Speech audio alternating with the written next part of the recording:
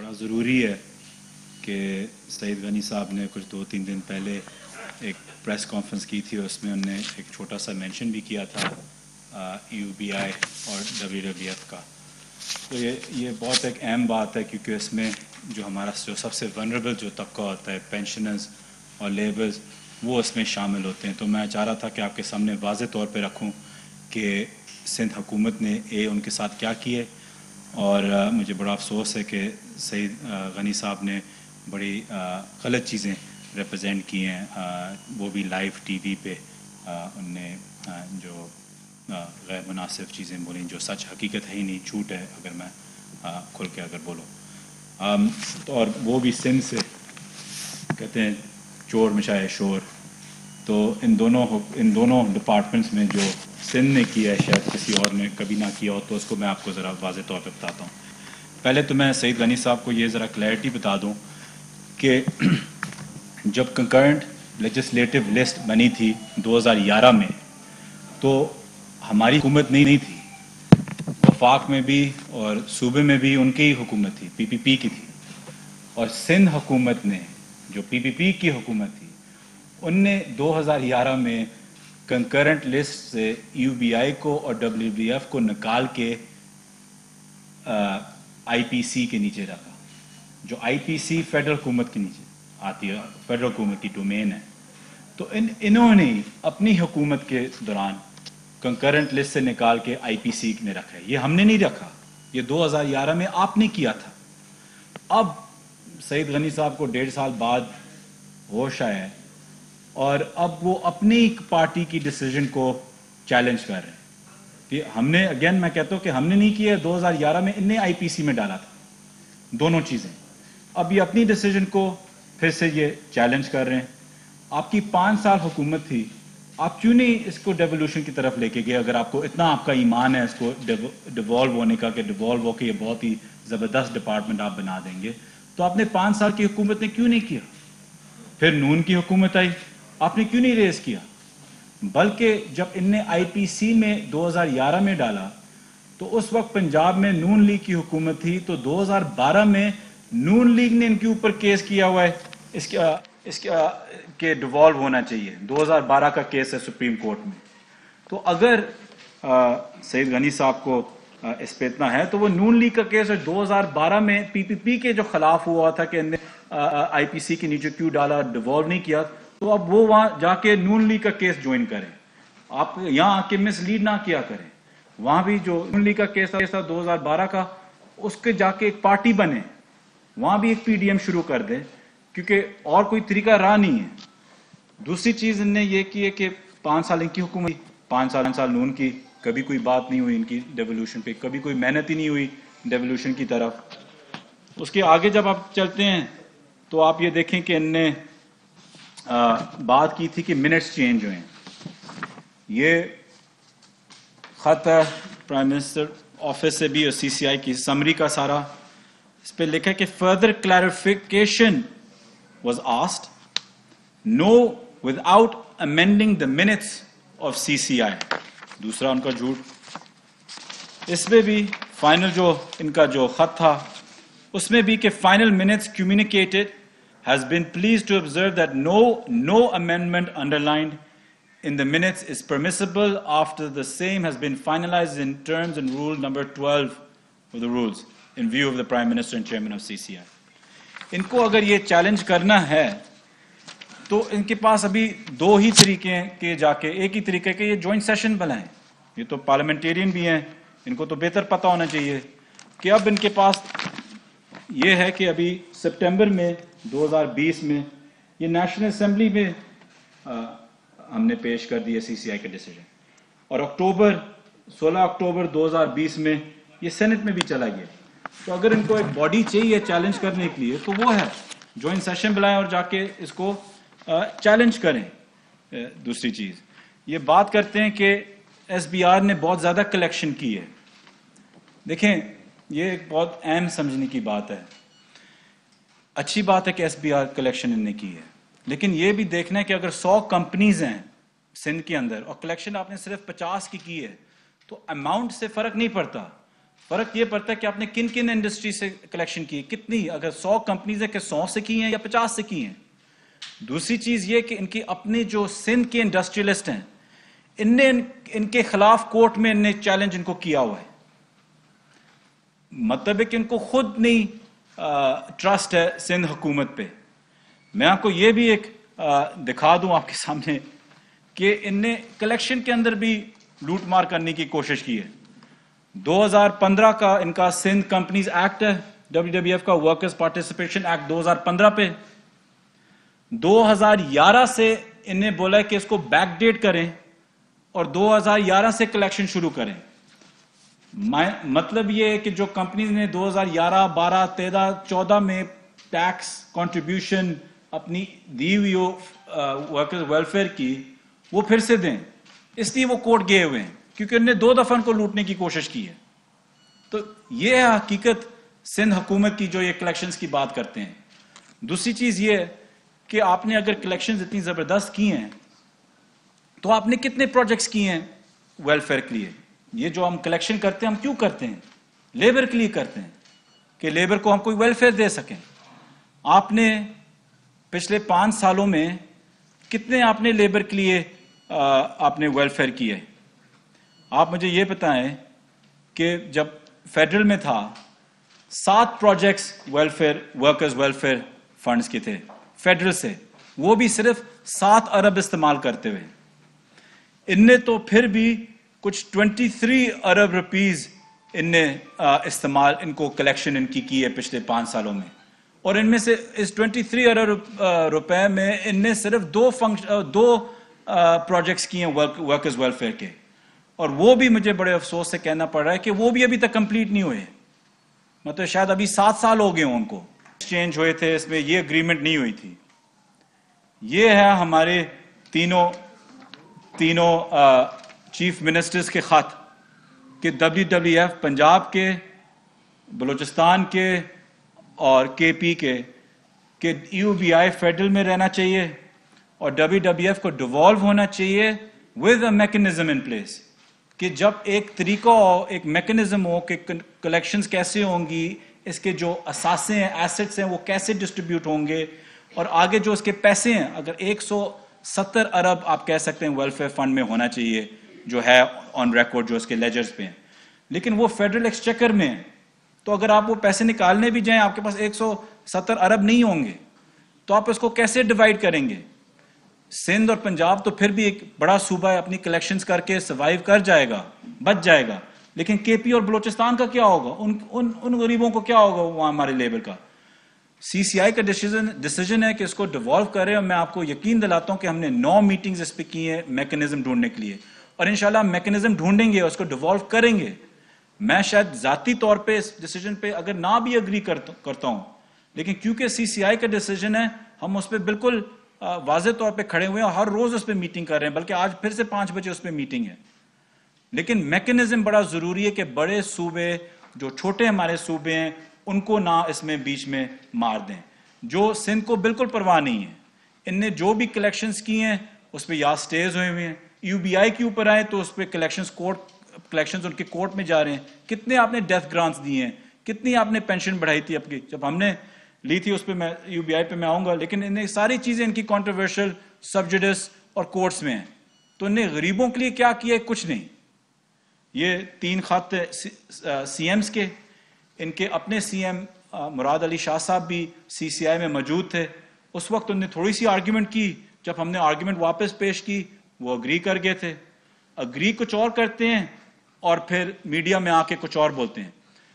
मैं ये भी उनसे पूछता हूं कि CCI के डिसीजन के बाद 15 दिन की इसकी सर्कुलेशन होती है कि कोई भी सूबा अगर अग्री ना करे उस पर, अगर आप नहीं अग्री करते हैं उस फैसले पे, तो आप 15 दिन आपके पास मिलते हैं कि अपनी लॉन्च करें अपनी कंप्लेंट, बताएं। आपको 1.5 साल बाद होश आए, मुझे तो इस चीज की फिक्र है कि 1.5 साल बाद आपको होश आया इस चीज पे। 15 दिन जो आपको मिलते थे, आपके CM ने कुछ भी नहीं लिखा, इन राइटिंग हमें दिखाएं। जो मिनट्स, जो CCI की मीटिंग्स होती हैं, जो सारी जो मीटिंग्स हुई, उनके कोई मिनट्स आप दिखा दें। IPC की जो मिनट्स हैं, जितनी मीटिंग्स हुई थी, उनके मिनट्स आप जरा दिखा दें, उस पर आप कंप्लेन कर दें, कोई इन राइटिंग दे दें मैं इस चीज़ पे इसलिए मुतमिन हूँ, और आज मैंने इसलिए ये प्रेस कॉन्फ्रेंस बुलाई थी कि क्योंकि मैं इन सारी मीटिंग्स में बैठा हूँ। मैं चैलेंज करता हूँ कि सारे मिनट्स निकाल के देखें। बेशक अगर वजीरों ने डिसएग्री भी किया हो, उनके चीफ मिनिस्टर्स ने एग्री किया हुआ है, जो हेड है उस सूबे का, इन राइटिंग एग्री किया हुआ है। और आप हर मीटिंग निकाल के देखें आईपीसी की, आप देखेंगे कि जो स्टेक होल्डर्स हैं इसके, एम्प्लॉयर्स और एम्प्लॉइज, सारी मीटिंग्स ने इन्हें बोला था कि ये दोनों चीजें डिवॉल्व ना होनी चाहिए इन राइटिंग। क्यों? क्योंकि उन्हें सिंध के हालात देखे थे, क्योंकि उन्हें देखा था कि सिंध में क्या हुआ है, तो सारे एम्प्लॉयर्स और एम्प्लॉइज ने यह एग्री किया था कि नहीं होना चाहिए। उनके लिए तो ज्यादा आसान है, क्योंकि वो फिर वहां पैसे रिश्वत दे के, सिंध के हालात देख के वो बच भी सकते हैं कंट्रीब्यूशन देते हुए, लेकिन उनको पता था इसमें गरीब रुल जाएगा, क्योंकि सिंध में यही हो रहा है। तो जो 15 दिन आपको लीगली मिले थे, आपने वो भी नहीं जाया किया। मैं हैरान हूं कि 1.5 साल बाद आप में इतना दर्द जाग गया है यूबीआई के लिए और WWF के लिए। शायद इलेक्शन में कितना देर नहीं रहा, तो शायद उनके लिए फंड्स आपको जमा करने थे। लेकिन जो भी चीज़ है, अब मैं आपको कहता हूं कि प्लीज़, आपका हक है, आप ज्वाइंट सेशन बुलाएं, उसमें आप ज्वाइंट सेशन में आप शामिल हों और करें। मैं आपको अभी एक छोटी सी झलक देना चाहता हूं कि इनने यूबीआई में भी, और इनने क्या किया, यूबीआई में भी इनने क्या किया है, और इनने WWF में क्या किया है। इसमें मैं WWF से शुरू करता हूं कि WWF में इनने एक रवात में एक प्रॉपर्टी ली थी 250 कनाल की 2011 में। ये खुर्शीद शाह की मेहरबानी थी। ये आज तक केस नैब में है, आज तक 2011-2012 में आज तक नैब में है ये केस। ये उस वक्त उनने ली थी 71 लाख की मार्केट वैल्यू पे, उनने खरीदी थी 71। आज उसकी वैल्यू 40 लाख है। इतनी करप्शन हुई हुई एक कनाल पे। एक कनाल उनने 70 लाख का लिया था, आज उसकी वैल्यू 40 लाख है। तो ये इनने किया है लूट मार WWF में। फिर आगे आए, फ्लड्स आए थे, इनने 1 अरब रुपया WWF के फेडरल से लेके सिंध भेजा था, 1 अरब रुपया फ्लड रिलीफ के लिए। आज तक उनका जो PAC का जो पैरा है, वो आज तक सेटल नहीं हुआ। और क्या किया था उस 1 अरब रुपए पे? अभी तक उसकी अकाउंटेबिलिटी नहीं दिखा सके। सबको पता है कि क्या हुआ था उस 1 अरब रुपए से। और ये मैं आपको याद दिला दूं, ये कोई मेरा पैसा या उनका पैसा नहीं था, या कोई फाइनेंस डिवीजन का पैसा नहीं था। ये गरीबों का, लेबर का पैसा था। इसलिए इनसे वेलफेयर प्रोजेक्ट्स नहीं हो सकते। तो ये इसलिए चाहते हैं कि हर चीज इनके पास वापस आए, कि ये और इन चीजों का करें। ये सारा उस वक्त खुर्शीद शाह साहब पे ये उनकी एक मेहरबानी थी। एक साथ इसमें भी इनकी हुकूमत के, PPP की हुकूमत में, कि एक एड कैंपेन दी गई थी 25 करोड़ रुपए की खुर्शीद शाह के पास जब वो थे। उसमें भी ये भी नैब में दी गई थी। इसमें बाकायदा तौर पे प्ली बार्गेन हुई है, मतलब ये माना है इनने, इनके जो उस वक्त सेक्रेटरी थे या जो भी थे, प्ली बार्गेन हुई है, पैसे जमा हुए हैं नैब में इस स्कैंडल के ऊपर। तो ये चीजें इनने WWF में की हैं। मैंने जब इनकी प्रेजेंटेशन ली, इनने कितने रीजनल ऑफिसेज बगैर किसी टेंडरिंग के, बगैर किसी प्रोसेस के, इनने रीजनल ऑफिस खोले थे। वहां कुछ 150 लोगों की भर्तियां की हुई थी, जो आज हम उनको कैरी कर रहे हैं, कोई काम नहीं होता, बंद ऑफिसेज है, आज तक बंद ऑफिसेज हैं। लेकिन इन्होंने उस वक्त खोले थे, कोई काम नहीं उनका, कुछ भी नहीं। इस पे अगर आप स्क्रीन, आप ये मैं आपको दिखा रहा हूं, अभी आप आगे चले, मैं आपको यूबीआई का जरा बता दूं। यूबीआई का मैं आपका जरा ये बता दूं कि यूबीआई में अभी आप आए 350 इनने गैर कानूनी भर्तियां की थी अपने दौर में PPP ने। अगर आप देखें अगर आप कंपेयर करें कि इनने हालात क्या छोड़े थे जब हमने यूबीआई ली थी, 5,250 पेंशन थी, हम 8,500 तक लेके गए अल्हम्दुलिल्लाह। इसका जो एक्चुरियल था कि इसकी डिप्लीशन कब होगी फंड की, उसमें 10 साल का इजाफा हमने दिया है हमारे कलेक्शन से। 62% इंक्रीज हुई है कंट्रीब्यूशन में। हमने हर साल इनकी जो कलेक्शन इनकी जो थी, इनकी कलेक्शन थी, अगर आप देखें पीपीपी के दौर की 2008 से 2013, हर साल की इनकी कंट्रीब्यूशन, इनकी कलेक्शन जो थी वो कुछ 10 अरब रुपए की थी, 10.4 अरब रुपए की थी। फिर पीएमएलएन की हुकूमत आई, 15.5 अरब पे चली गई, कह रहे हैं 16 अरब रुपए पे। हम इसको लेके गए हैं एवरेज पे 25 अरब रुपए साल के हम लेके गए हैं, और इस साल कोविड के बावजूद भी इंशाल्लाह हम इसको 25 अरब पे हम लेके जाएंगे, कोविड के बावजूद भी।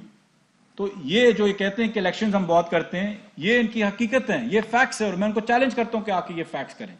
बल्कि मैं इनसे आप पे टीवी पे आप लोगों से चैलेंज करता हूं कि जो दिन आपको चुनना है, सारे एम्प्लॉयर्स और सारे एम्प्लॉयज की फेडरेशंस के हेड्स को बुलाएं, उनको बिठाएं आगे, उनसे पूछें कि जिस तरीके से सिंध ने यूबीआई और डब्ल्यूडब्ल्यूएफ का हाल किया है, क्या ये वाकई उनको चाहते हैं कि ये डिवॉल्व हो?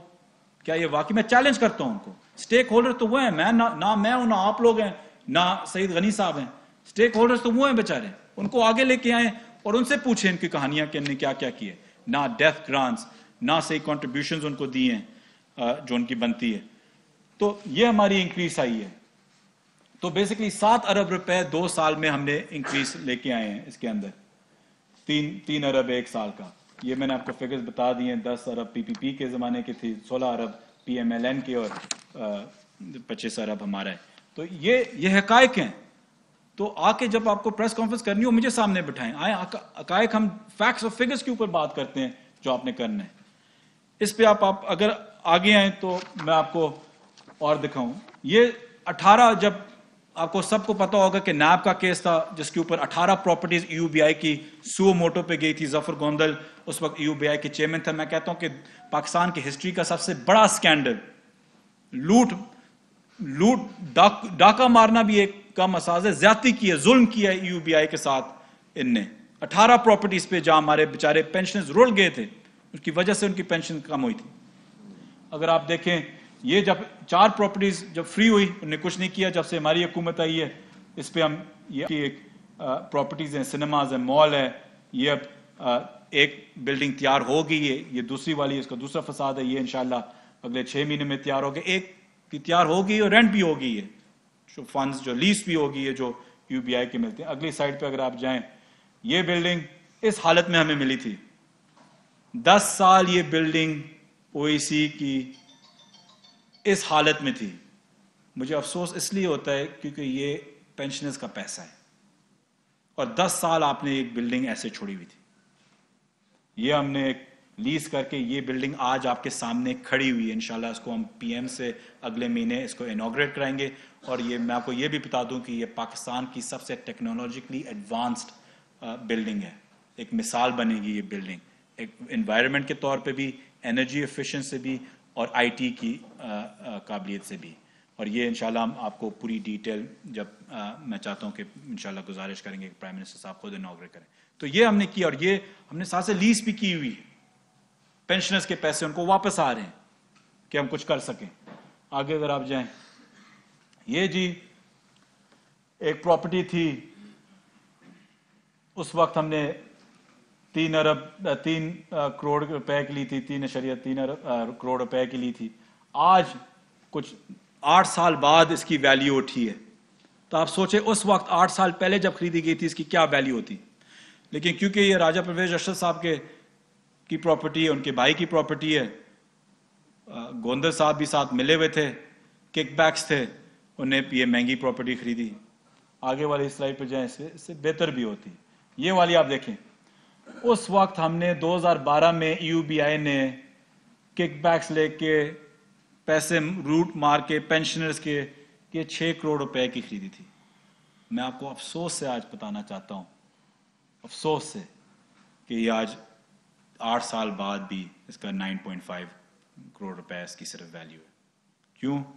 क्योंकि इनकी लीडर्स की ये प्रॉपर्टीज थी, ये ने ये जुल्म किया।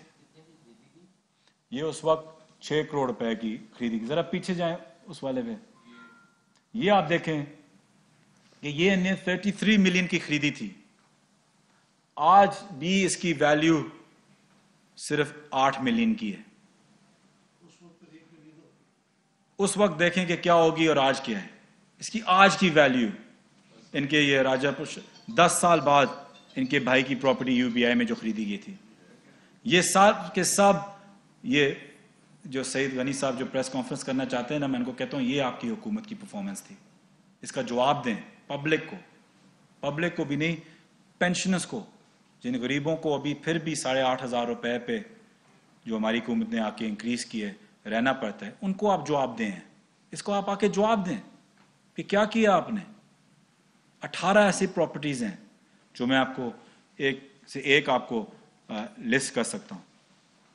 आगे चलें। ये खुर्शीद शाह के साथ एक सखर में इनने प्रॉपर्टी ली थी, ये भी इनने 120 मिलियन की उस वक्त ली थी। उनकी इसकी कीमत ही वही नहीं थी, मतलब कि शायद 5 या 6 गुना ज्यादा इनने उस वक्त खरीदी थी।